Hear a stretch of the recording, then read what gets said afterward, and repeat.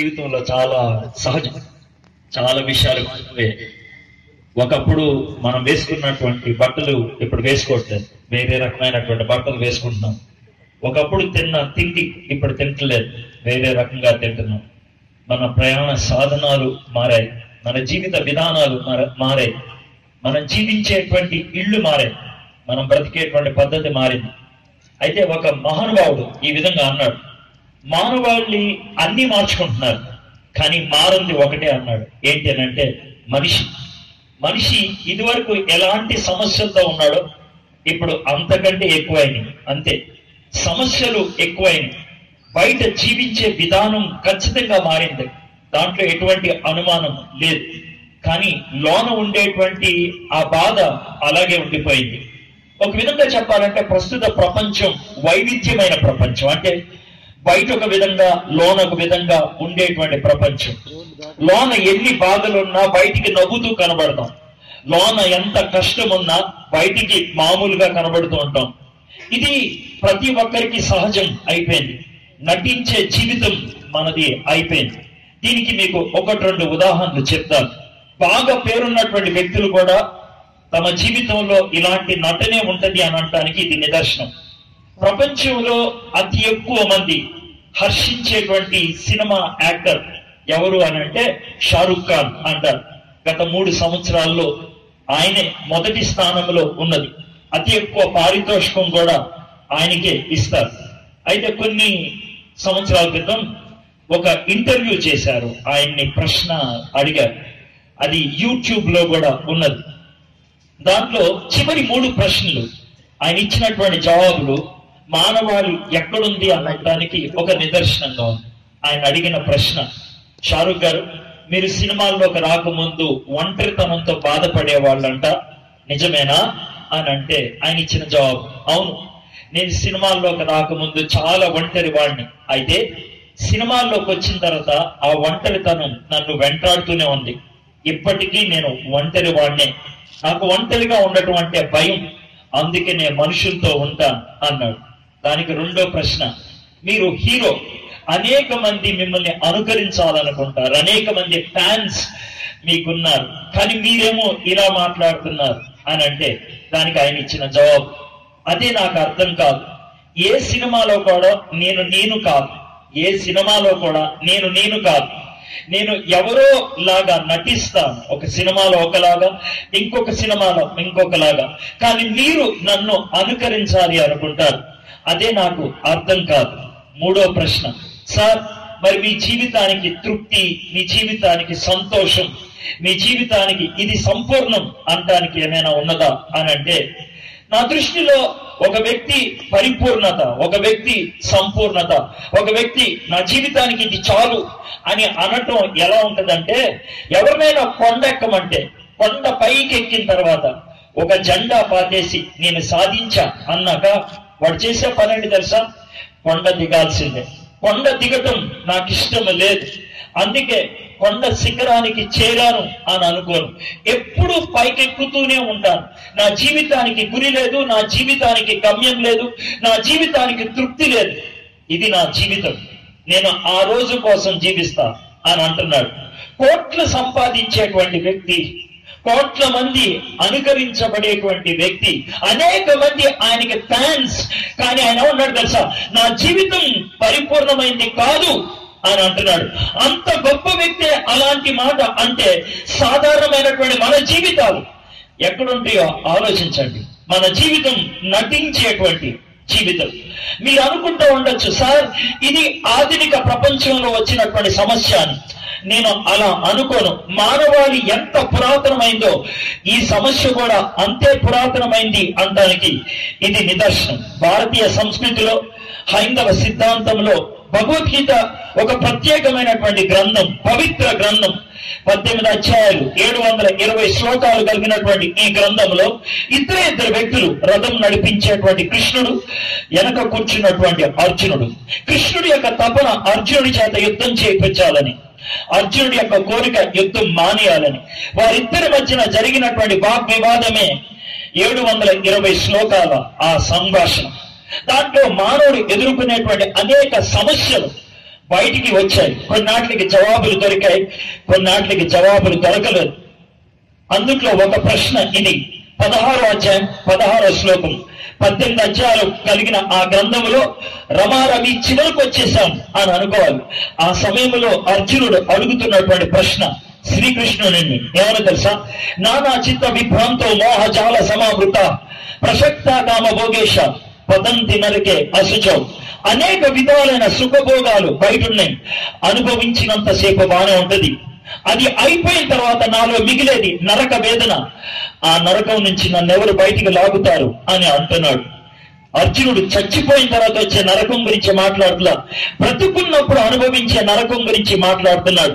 నేను బయట విజయాన్ని సాధించేవాడిని. అర్జునుడు అంటే అపజయం ఎరిగినటువంటి వాడు. బయట ఓటం అంటే ఏంటో నాకు తెలియదు, కానీ లోన ఓడిపోయాం. మనలో చాలా మంది లోన ఓడిపోయాం. మనలో చాలా మంది మనకి మనమే బానిసం. మనలో చాలా మంది లోన ఏడుస్తున్నాం. బయటికి నవ్వుతూ కనబడతాం, బయటికి సరదాగా ఉంటాం, బయటికి హుషారుగా ఉంటాం. మనల్ని ఎవరైనా నీకేమైంది అని అంటే నా బాధ నీకేం తెలుసు అని తప్పించుకొని వెళ్ళిపోతూ ఉంటాం. అది చాలా సార్లు మనల్ని ఒంటరితనంలోకి తీసుకెళ్తుంది. ఒంటరితనం అంటే ఎవరు లేని గదిలో కూర్చోవటం అని కాదు. మన చుట్టూ నలుగురున్నా ఏ ఒక్కరితో మాట్లాడలేకపోతామే, అది ఒంటరితనం. హృదయ బాధను ఎవరితో పంచుకోలేకపోతామే, అది ఒంటరితనం. ఈ ప్రపంచం ఎదుర్కొనేటువంటి అతిపెద్ద సమస్య ఎయిడ్స్ వ్యాధి కాదు, అతిపెద్ద సమస్య క్యాన్సర్ కాదు, అతిపెద్ద సమస్య ఆధునిక ప్రపంచంలో ఎదుర్కొనేది ఒంటరితనం. మన చేతికో మొబైల్ ఉంటుంది, ప్రపంచంలో ఎవరితోనైనా మాట్లాడొచ్చు, కానీ పక్కనున్న వ్యక్తితో మనకు మాట్లాడటానికి భయం. మొక్క కవలికలు చూపించం. ఎందుకనంటే వాళ్ళు మనల్ని చూసి మనం ఏంటో చెప్తారు, కానీ ఎక్కడో దూరం ఉన్న వ్యక్తితో చాట్ చేస్తాం. ఏడుస్తూ నవ్వుతున్న బొమ్మ పంపిస్తాం, నవ్వుతూ ఏడుస్తున్నటువంటి సంభాషణ చేస్తాం.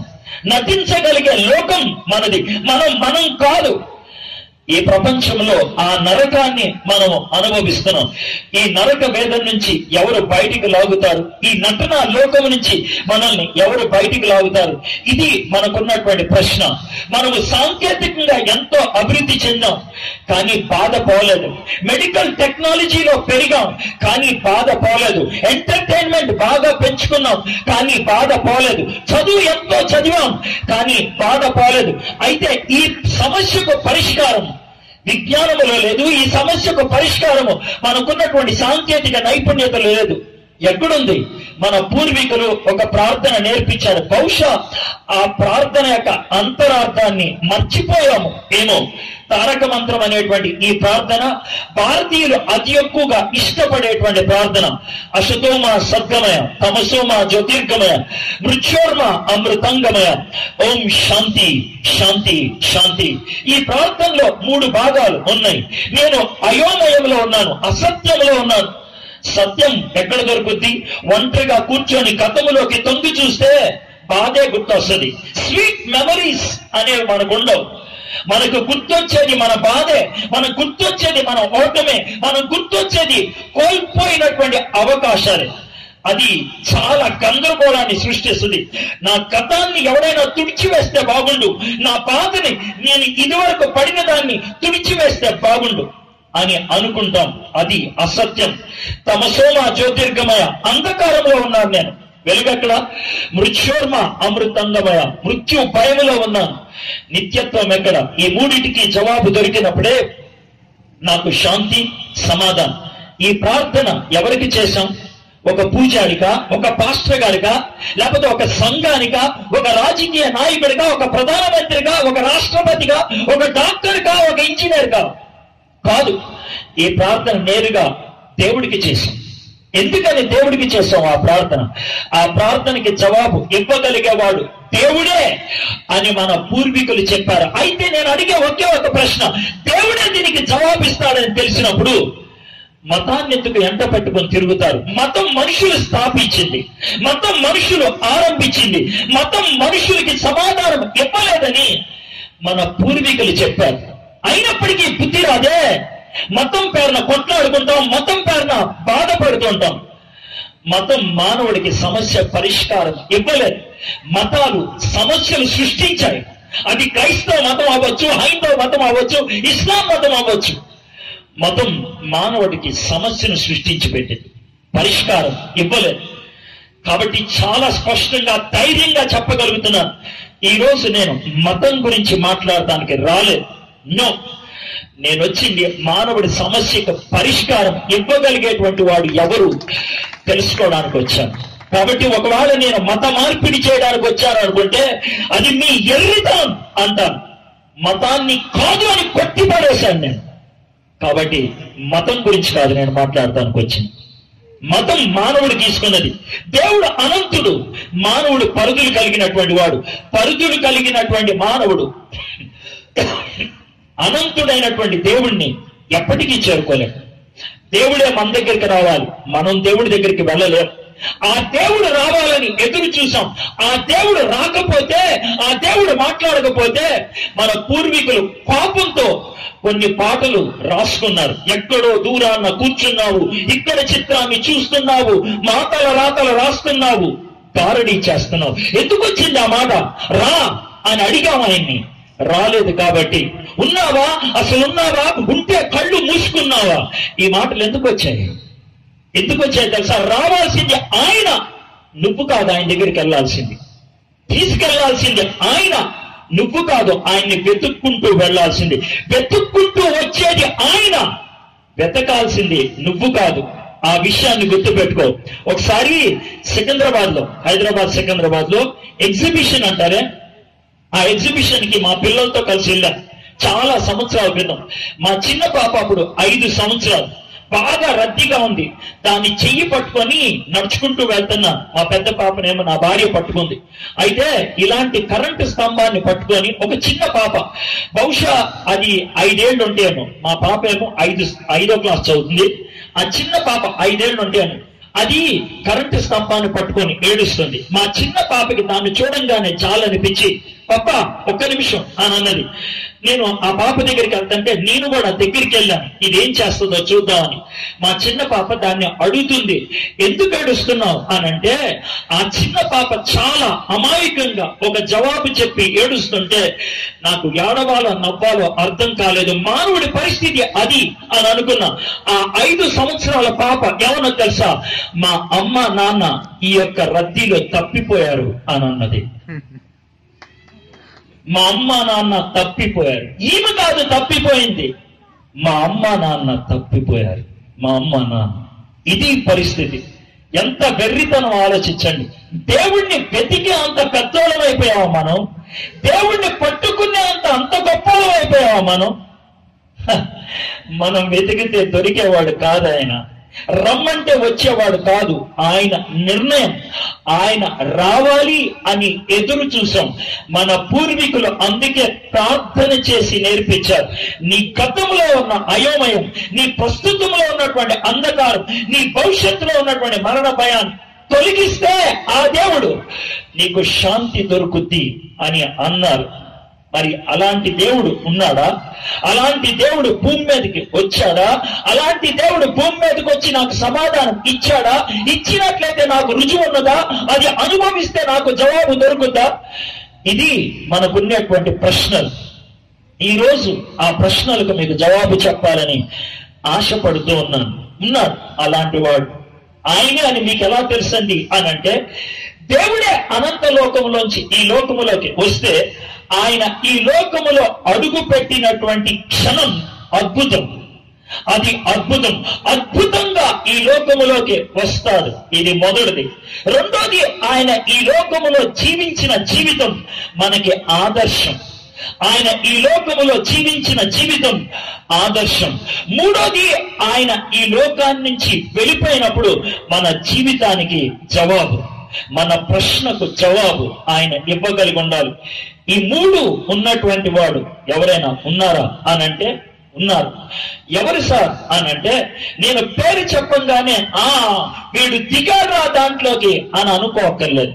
ఆయనని ఎందుకు అనుకుంటున్నానో ఇవ్వగలిగేటువంటి జవాబులన్నీ ఇస్తాను. ఆయన యేసు క్రీస్తు అని నేను అంటాను. ఎందుకు సార్ యేసు క్రీస్తు అంటే, మహానుభావులు ఆయన గురించి అలాంటి మాటలు అన్నారు. ఆయన యొక్క జీవితం అలాంటిది కాబట్టి మొదటిది ఒక మహానుభావుడి గురించి చెప్తాను. భారతీయ సంస్కృతిలో హిందూ ధర్మం చాలా గొప్పది. ఒక వ్యక్తి హిందువుగా పుట్టాల్సిందే తప్పించి ఇంకొక మతంలోంచి హిందువుడు అవ్వటానికి వీల్లేదు. వేదమే ఒప్పుకోదు. ఇది హిందూ ధర్మం. కాబట్టి హిందూ ధర్మం వ్యాప్తి చెందేది కాదు.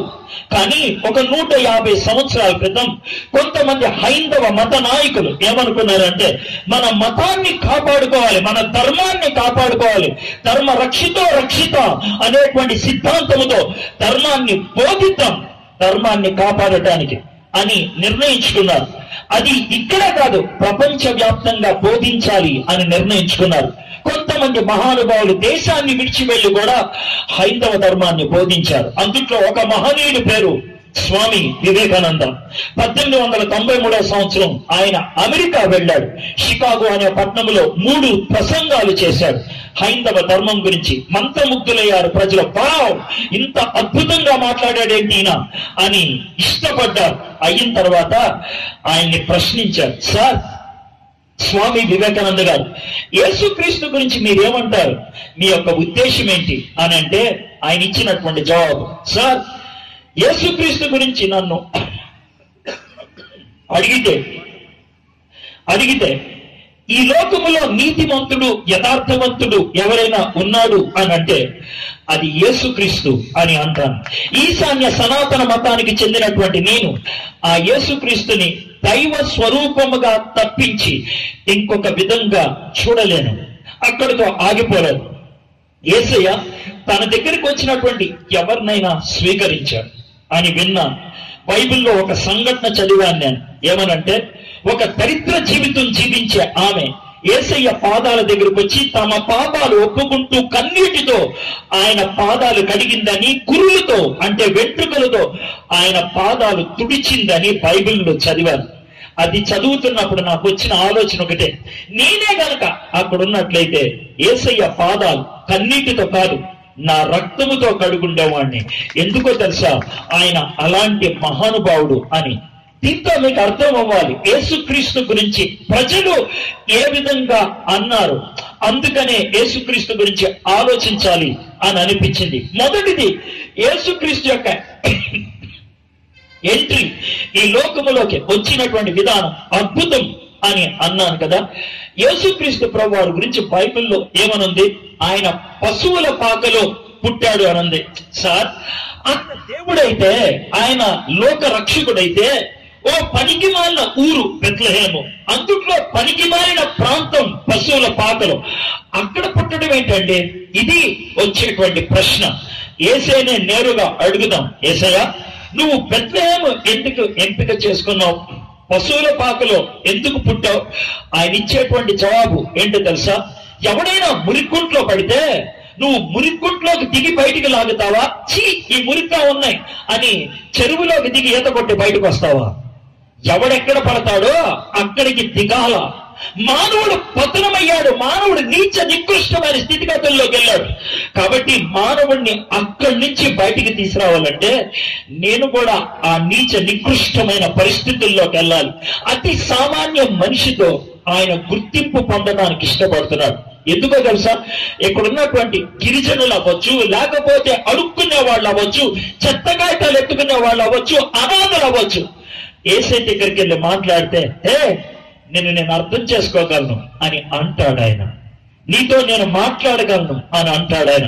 అందుబాటులో లేని పైన కుర్చీ మీద కూర్చునేవాడు మన దేవుడు అవ్వడు. మనం ఎక్కడైనా కింద పడిపోయి ఉంటే మనల్ని లేవనెత్తడానికి ఎవరైనా వస్తే వాడి పేరేంటో మీకు తెలియకపోవచ్చు, వాడి ఊరేంటో మీకు తెలియకపోవచ్చు.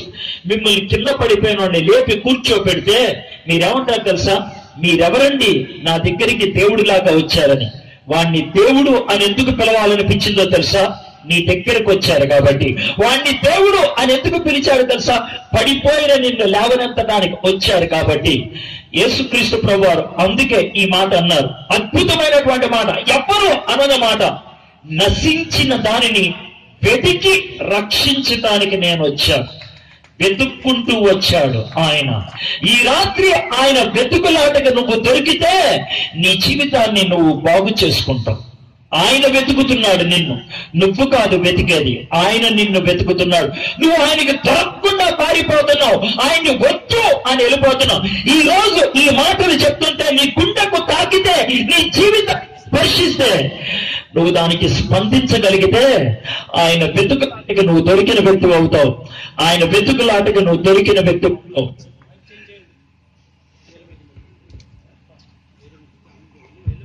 వేరే మైక్ లేదా? వేరే మైక్ ఉంది సార్.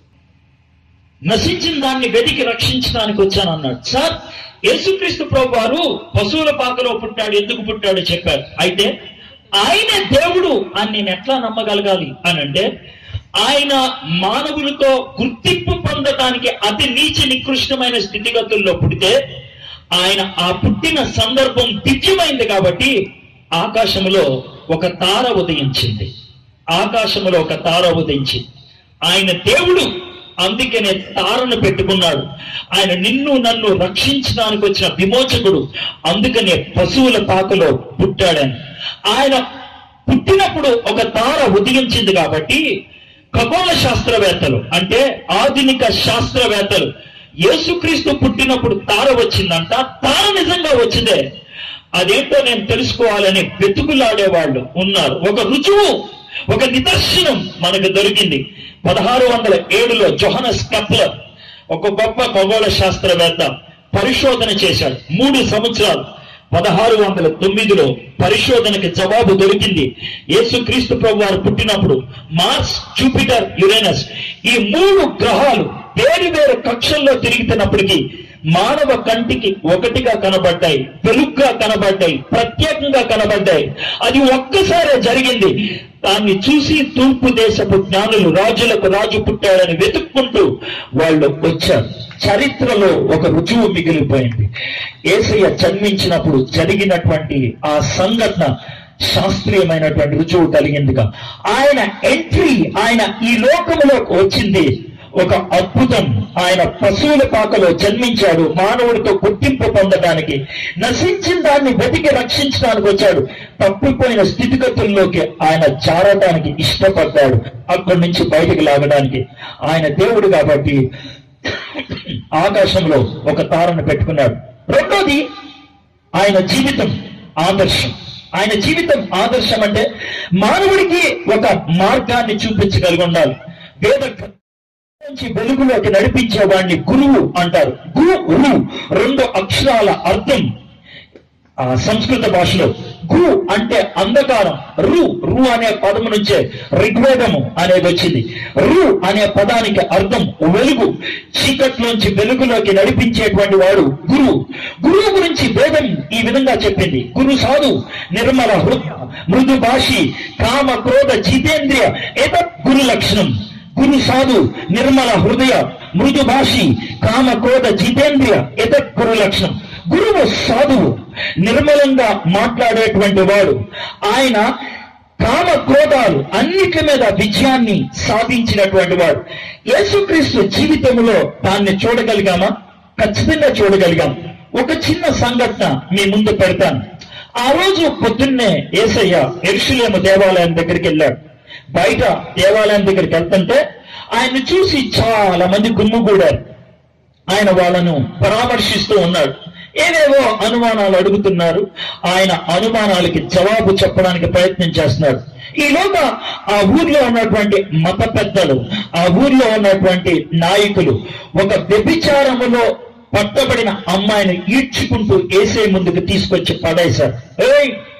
ఈమె వ్యభిచారం చేస్తుంటే మేము చూసాం. మా ధర్మశాస్త్రం ఏం చెప్తుందో తెలుసా? ఈమెను రాళ్లతో కొట్టి చంపమని చెప్తుంది. ఇది అయినా నువ్వేదో పెద్ద మహానుభావుడు అని, నువ్వేదో పెద్ద గొప్పోడు అని అన్నావు కదా, ఏం చెప్తావో చూద్దామని నీ దగ్గరికి తెచ్చాను. అందరూ కూడా రాళ్లు పట్టుకొని నుంచున్నారు. ఏమనుకుంటారు ఎవరైనా సరే, వీళ్ళు రాయి తీసింది ఎందుకంటే యేసయ్య ఏదన్నా చెప్తే ఆ అమ్మాయి మీద వేద్దామని కాదు, ఆ రాళ్లు పట్టుకుంది యేసయ్య మీద వేయడానికి. అదేంటి సార్ అని అంటే, యేసయ్య 2 జవాబులు చెప్పగలడు. ఒకటి, చంపండా, ఇది ఒక జవాబు.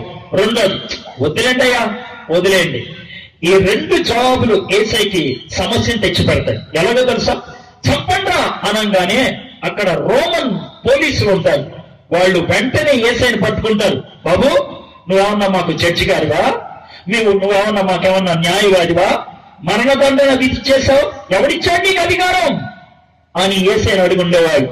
కానీ యేసయ్య వద్దయ్యా, వదిలేయండి అని అంటే అక్కడ ఉన్నటువంటి మత నాయకులు, మా ధర్మాన్నే కాదంటావా, మా పద్ధతినే కాదంటావా, వీడు ధర్మ విరోధి అని రాళ్ళిచ్చుకొని కొట్టమంటారు. ఏది చేసినా రాయి పడేది యేసయ్య మీదే. వాళ్ళు ఆ అమ్మాయిని తీసుకొని యేసయ్య ముందు పెట్టింది వాళ్ళు వ్యభిచారానికి వ్యతిరేకలే కాదు. ఎందుకంటే రాళ్లతో కొట్టి చంపాలంటే పక్కకు తీసుకెళ్లి కొట్టి చంపవచ్చుగా. యేసయ్య ముందుకు ఎందుకు తీసుకొచ్చారు? యేసయ్యని ఇరికించడానికి. అయితే అది మనకి ఎంత మంచిదైందో చూడండి. ఎందుకో తెలుసా? యేసయ్య ఎలాంటి వాడో అక్కడ బయటపడిపోద్ది. యేసయ్య తలకాయ వచ్చుకొని ఉన్నాడు. నాకు అనిపిస్తుంది యేసయ్య ఈ ప్రశ్న అడిగితే ఎలా ఉండేదని. ఏ ప్రశ్న అంటే, అరే వ్యభిచారం చేయాలంటే అమ్మాయితో ఒక అబ్బాయి ఉండాలి కదరా, ఎవడరా అబ్బాయి అని అడిగితే బాగుండేదేమో. ఆ అబ్బాయిని కూడా అక్కడ నిలబెట్టండి, వాడిని కూడా శిక్షిద్దామని. కానీ యేసయ్య అన్నాడా? అనలేదు. ఎందుకో తెలుసా? గురు సాధు నిర్మల హృదయ మృదు భాషి, ఏలెత్తి చూపించి విసిగిచ్చేవాడు కాదు యేసయ్య. నువ్వు దోషివి అని ప్రజల ముందు నిన్ను సిగ్గు తీసేవాడు కాదు యేసయ్య. నీకిష్టమైతే మారుస్తాడు, నీకిష్టం లేకపోతే చేతులు కట్టుకొని ఎదురు చూస్తూ ఉంటాడు నీ బ్రతుకు మారాలని. యేసు ప్రభు అంతటి వాడే బలవంతంగా ఒక మనిషిని మార్చినప్పుడు మరో మనిషి ఎలా మార్చగలుగుతాడు? మార్చలేడు. ఇష్టపూరితంగా మారాల్సిందే.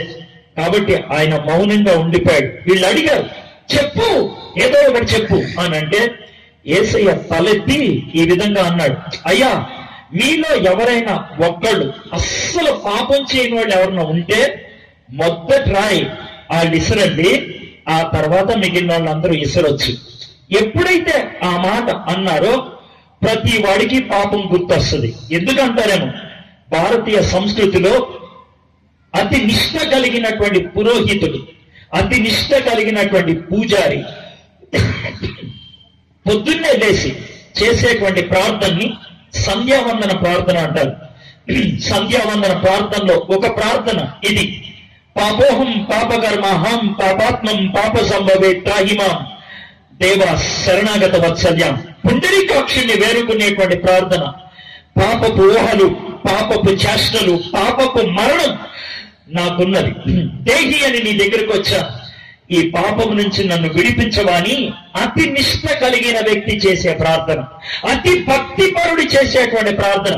భక్తిపరుడే పాపం ఉందంటే నీ బతుకు నా బతుకు ఇంకేమంటుందో చూడండి. పాపము లేదు నాలో అని ఎవడైనా అనగలడా? ఎవడు అనలేదు. ప్రతి వాడికి గతం గుర్తొచ్చింది, ప్రతి వాడికి పాపం గుర్తొచ్చింది, ప్రతి వాడి నటన బయటపడింది. రాళ్ళు కింద పడేసి ఎవరి దారిన వాళ్ళు వెళ్ళిపోయారు. ఎవరి దారిన వాళ్ళు. ప్రతి మనిషిలో ఒకటి ఉంటది, దాన్ని మనస్సాక్షి అంటారు. ఆ మనస్సాక్షి బ్రతికున్నంత కాలం నువ్వు మనిషివే. ఆ మనస్సాక్షి చచ్చిపోతే మనం కొన్ని బూతులాడతాం. అరే నువ్వు మనిషివా మృగానివా, నువ్వు మనిషివా పశువా. ఆ బూతులు ఎందుకు వచ్చాయో ఆ బూతులు ఎందుకు వచ్చాయో తెలుసా? మనస్సాక్షి చచ్చిపోయింది కాబట్టి. ఒకవేళ నీకు ఇంకా మనస్సాక్షి బ్రతుకుంటే, నీ మీద నీకే దోషారోపణ జరుగుతూ ఉంటే, ఈ రాత్రి నీ జీవితం మార్పు చెందడానికి ఒక అవకాశం ఉంది. అయితే వాళ్ళు చాలా దరిద్రమైన పని చేశారు. మనస్సాక్షి నొప్పి కలిగించింది, అయినప్పటికీ రాళ్ళు కింద పడేసి పారిపోయారు. ఈ రాత్రి కొంతమంది అలాంటి వాళ్ళు ఉంటారు.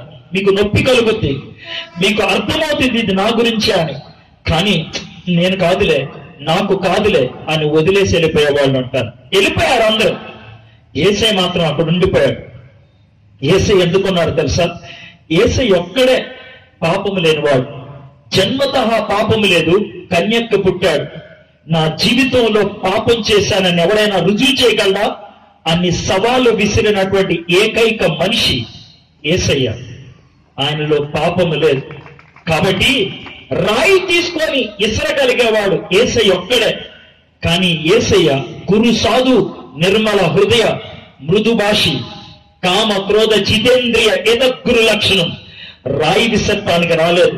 మన మీద రాయి పడకుండా ఆపటానికి వచ్చాడు ఆయన. ఆయన మనల్ని శిక్షించడానికి రాలేదు, మన మీద నుంచి శిక్షను తప్పించి రక్షించడానికి వచ్చాడు ఆయన.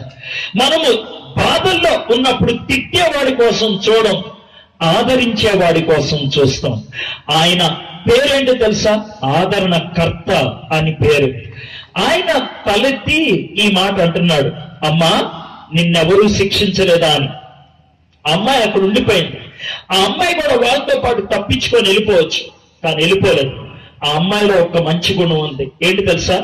నేను తప్పు చేశాను, నా తప్పుకి శిక్ష పడటం సమంజసమే అని ఆగిపోయింది. ఈ రాత్రి కొంతమంది అలాంటి వాళ్ళు ఉంటారు.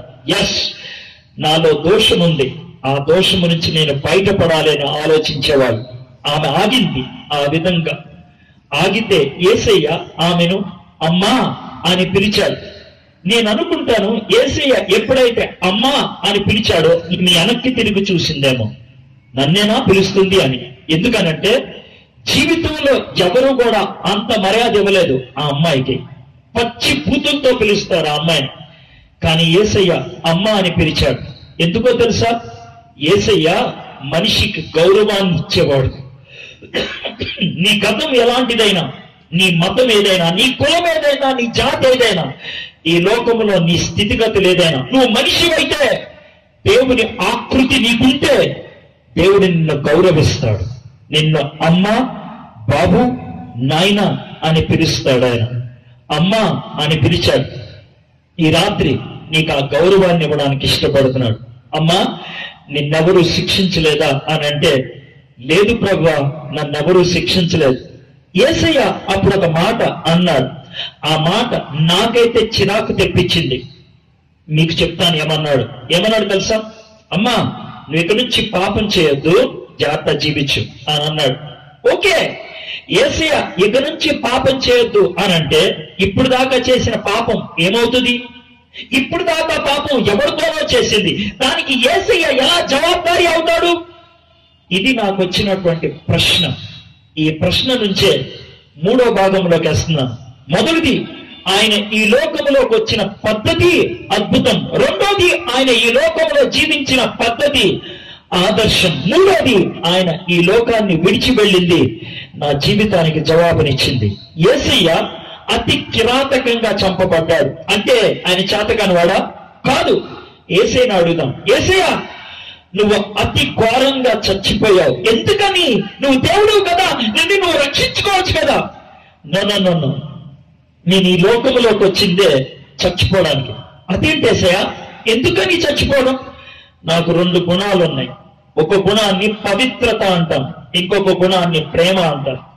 నా పవిత్రత కోరింది నువ్వు చేసిన పాపానికి శిక్ష, కానీ నా ప్రేమ కోరింది ఆ శిక్ష నీ మీద పడకూడదని. బహుశా దీన్ని ఆధారం చేసుకోనేమో ప్రహ్లాద్ ఉపనిషత్తు వేద గ్రంథాల్లో వచ్చిన భాగంలో ఈ శ్లోకాన్ని మనం చదువుతాం. సర్వ పాప పరిహారో రక్త ప్రోక్షం ఆవశ్యకం. సర్వ మానవులు చేసిన పాపములకు ప్రాయశ్చిత్తంగా రక్తము చిందించబడాలి. అది ఎవరి రక్తం? మేకలదా, గొర్రెలదా, నల్ల కోళ్ళదా? ఎవరి రక్తం? వేద గ్రంథం ఎంత స్పష్టంగా చెప్పిందో జాగ్రత్తగా వినండి. తద్రక్తం పరమాత్మని, ఆ రక్తము పరమాత్ముడిది. పరమాత్ముడికి రక్తం ఎలా వస్తుంది? ఈ భూమి మీద నరవతారిగా రాకపోతే తద్రక్తం పరమాత్మ. ఆ రక్తము పరమాత్ముడిది అంటానికి రుజువేంటి? తర్వాత ఏం చదవండి. పుణ్య దాన బలియాగం.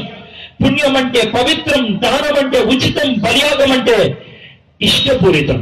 ఇష్టంగా పవిత్రమైన రక్తాన్ని కార్చి మానవుడి యొక్క పాపాన్ని కడిగి వేయగలిగేటువంటి పవిత్రుడు ఒకడు కావాలి. అది నేను అన్నాడు యేసయ్య. నువ్వు చేసిన పాపాన్ని నా మీద వేసుకొని నువ్వు పొందాల్సిన శిక్షను నేను పొంది నీకు ప్రాయశ్చిత్తాన్ని చెందించడానికి నేను వచ్చాను. ఆయన ఈ లోకములో చచ్చిపోయింది మానవుడు చేసినటువంటి పాపమునకు ప్రాయశ్చిత్తముగా. అయితే మీకు ఒక ప్రశ్న కలగచ్చు, సార్ ఆయన శిలువ మీద చచ్చిపోయాడు కదా, మనందరం కూడా రక్షించబడతామా? లేదు, అందరూ రక్షించబడరు. ఒకటి జరగాలి. అదేంటో మీకు చెప్తాను, దాంతో మీకు అర్థమవుతుంది. నా జీవితాన్ని మీ ముందు పెడతాను, ప్రసంగానికి అది అంతమవుతుంది. నేను ఒక క్రైస్తవ మత కుటుంబంలో పుట్టాను. మా అమ్మ నాన్న మతపరంగా చాలా భక్తి పరులు కాబట్టి క్రైస్తవ నియమాల్లో బాగా పెంచారు నన్ను. 10వ క్లాస్ దాకా ప్రార్థన చేయకుండా అన్నం తినేవాడిని కాదు, వాక్యం చదవకుండా పడుకునేవాడిని కాదు. ఇది నా జీవితం. అది యథార్థమైంది కాదు. అమ్మ తిడతది కాబట్టి, నాన్న కొడతాడు కాబట్టి చేశారు. అది భక్తి కాదు, నటన. నాకు తెలుసది. ఎప్పుడైతే కాలేజీలోకి వెళ్ళాను, నా ఒరిజినాలిటీ బయటపడింది. నాకు ఆనందం కావాలి, ఎంజాయ్మెంట్ కావాలి.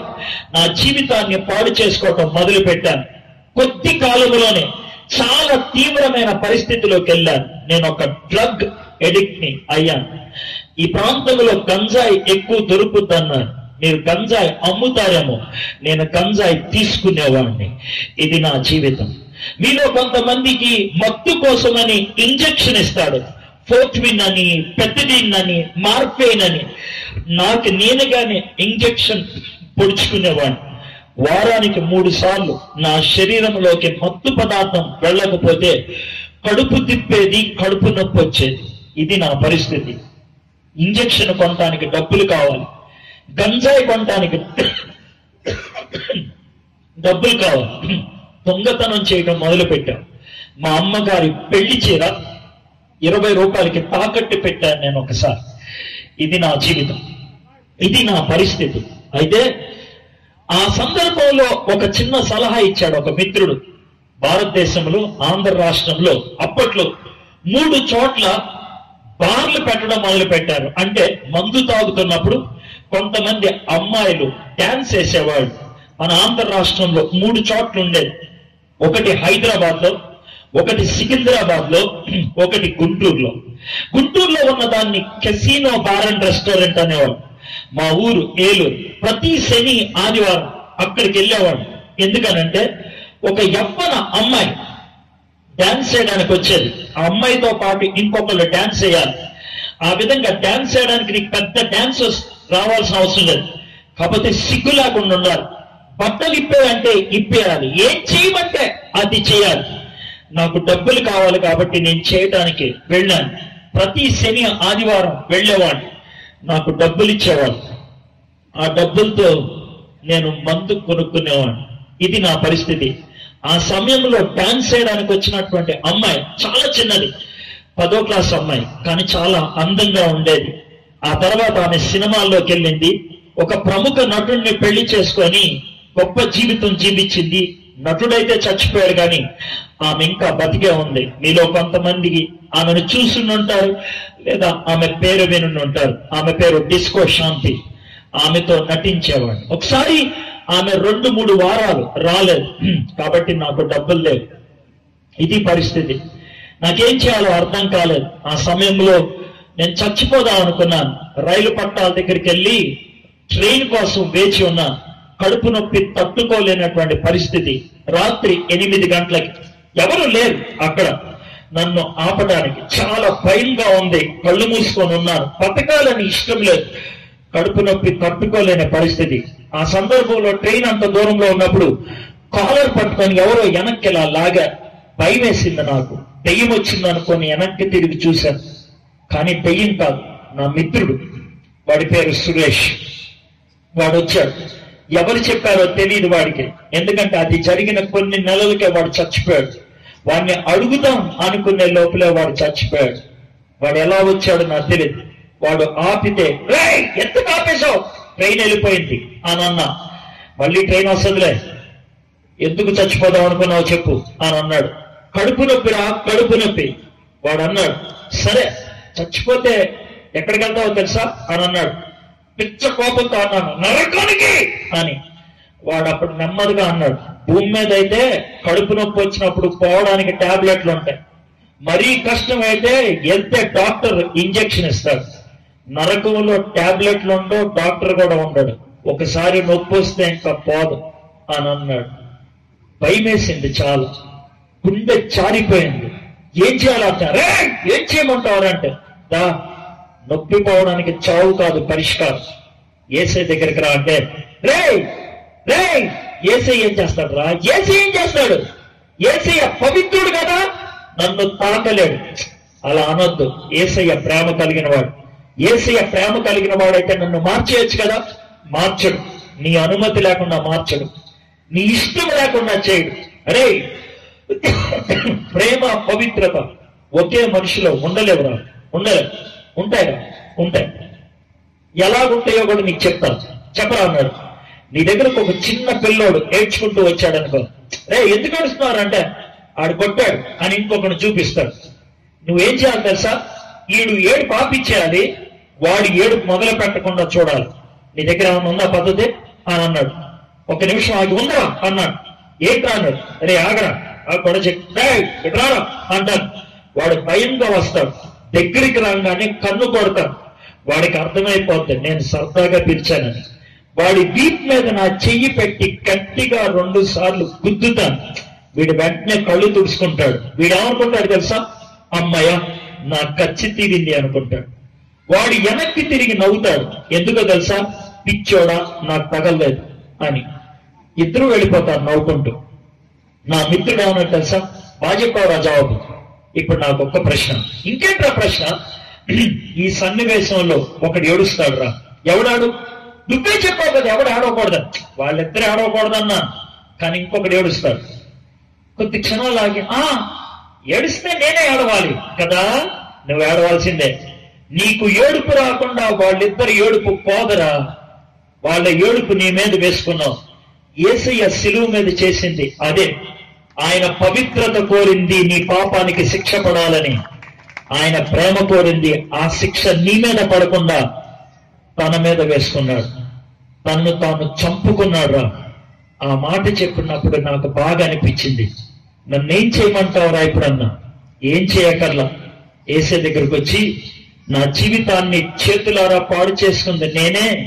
నా శిక్షను నువ్వు అనుభవించావు కదా, నా బాధను తొలగించు, నా జీవితాన్ని మార్చు అని అడుగు. ఆయన మారుస్తాడు. నేను ప్రార్థన చేశాను. యేసయ్య నా జీవితాన్ని మార్చాడు. నా జీవితాన్ని చాలా ఖచ్చితంగా చెప్పగలను ఈ మాటను.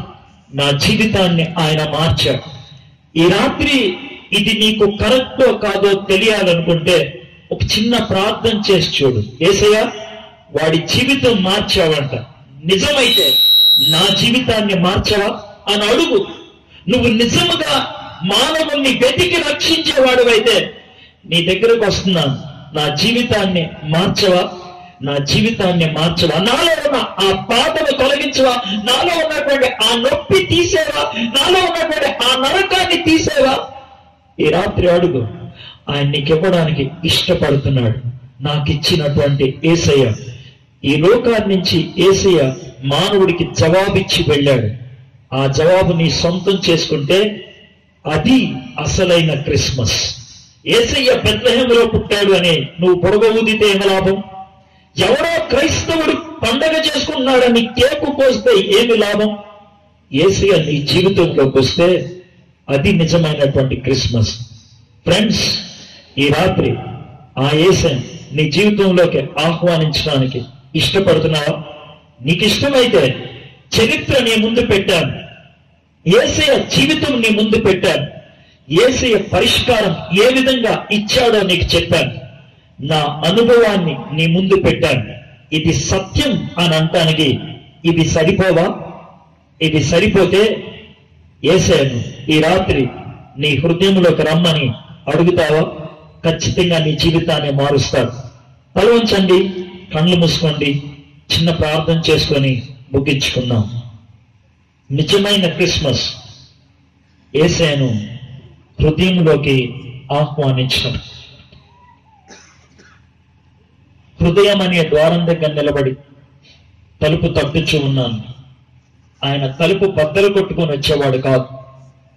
బలవంతంగా నీ జీవితాన్ని మార్చేవాడు కాదు.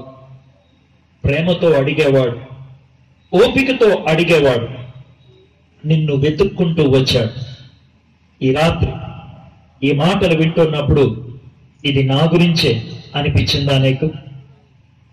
నా పరిస్థితి కూడా అదే అని అనిపించిందా నీకు? ఒకవేళ అనిపిస్తే ఈ రాత్రి యేసే నిన్ను అడుగుతున్నాడు, మరి నాకు అవకాశం ఇస్తావా, నీ జీవితంలోకి నేను వస్తాను అని.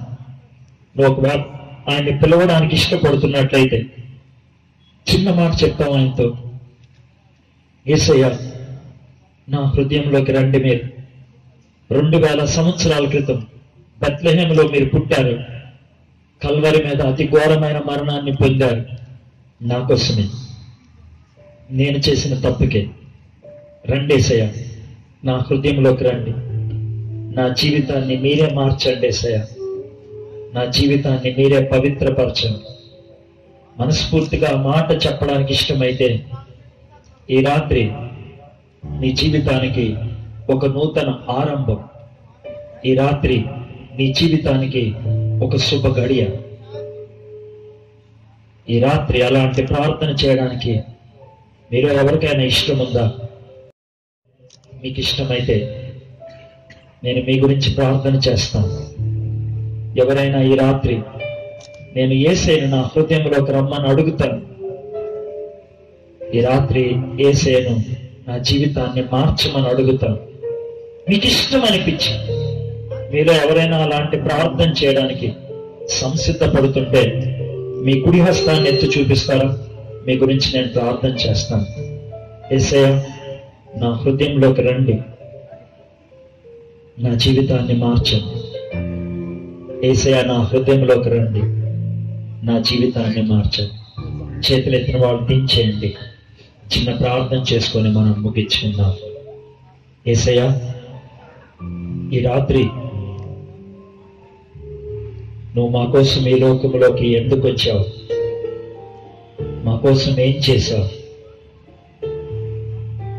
ఈ రాత్రి మేమేం చేయాలి మాకు బహిర్గతం చేశావు. నీకు వందనాలు చెల్లిస్తున్నాం యేసయ్య. నిన్ను మేము కలిగి ఉండేటంత వరకు మా జీవితానికి తృప్తి ఉండదు, శాంతి ఉండదు ప్రభా. మా గత పాపాలు కడిగేశావు నీ సిలువ రక్తంలో, మా ప్రస్తుత అంధకారాన్ని తొలగించావు నీ వెలుగులో, మా భవిష్యత్తులో ఉన్న మరణ భయాన్ని తొలగించావు నీ పునరుత్థానములో. సమస్త భారం మోసుకున్న చిన్నవాళ్ళారా నా ఎద్దకు రండి, విశ్రాంతినిస్తానని స్పష్టంగా చెప్పావు ప్రభా. ఈ రాత్రి నీ దగ్గరికి రావడానికి ఎంతమంది అయితే ఇష్టపడుతున్నారు యేసయ్య, వారి హృదయంలో ఒక ఖచ్చితమైన మార్పు, ఒక ఖచ్చితమైనటువంటి రక్షణ కార్యం జరిగించమని అడుగుతున్నాం ప్రభా. ఈ మాటలు విన్న ప్రతి ఒక్కరి జీవితంలో నీ కార్యము జరగాలని ప్రార్థన చేస్తున్నాం ప్రభా. ఈ పాడేరు ప్రాంతాన్ని మీరు దీవించండి తండ్రి. ఆయన ఈ మన్యం ప్రజలు ప్రభా నిన్ను మహిమపరిచే బిడ్డలుగా చేయమని వచ్చినాం తండ్రి. నీకే వందనాలు, స్తుతులు, స్తోత్రాలు చెల్లిస్తూ యేసు నామములో ప్రార్థన చేయించున్నాం. ఆమేన్, ఆమేన్.